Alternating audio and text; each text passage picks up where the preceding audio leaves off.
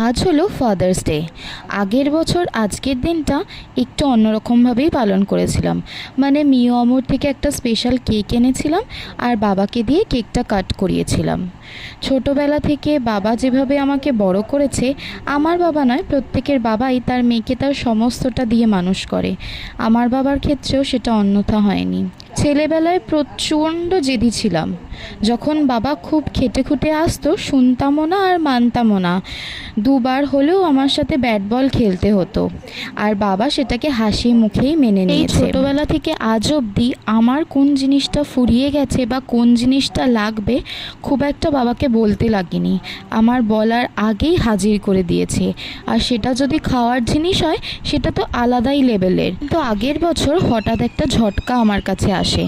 বাবাকে যখন অপারেশন টেবিলে দেখি, নিজেকে সামলাতে পারিনি, কিন্তু জেদটা আরও বেড়ে গেছিল। ছোটোবেলায় যেমন জেদ করেছিলাম, তেমনি সেদিনও জেদ করেছিলাম যে যেই মানুষটাকে আমি হাত ধরে নিয়ে গেছি সেই মানুষটাকে আমি ফিরিয়ে আনবই আর সুস্থ করবই। আজ বাবা পুরোপুরি সুস্থ, তবুও নিজের কাছে একটা অন্য জেদ রয়েছে, বাবাকে ভালো রাখার জেদ। এতদিন ধরে বাবা আমার সব দায়িত্ব নিয়েছিল, কিন্তু গত বছর থেকে বাবার সব দায়িত্ব আমার। বাবা যেমনি আমার প্রয়োজনীয়তা বুঝে আমার যা দরকার সেগুলো বলার আগেই মুখের গোড়ায় এনে হাজির করে দিয়েছে, এখন থেকে বাবার প্রয়োজনীয় ভালো থাকার জিনিসগুলো আমি হাজির করে আনবো। এটাই নিজের কাছে নিজের জেদ। এবার আসি জগন্নাথ দেবের কথায়।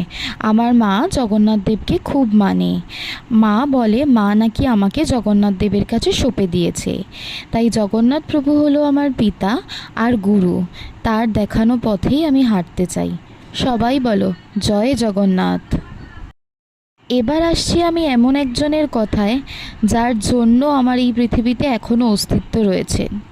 আমি মানি আমার সাই না থাকলে আমার জীবনে কোনো অস্তিত্ব থাকতো না।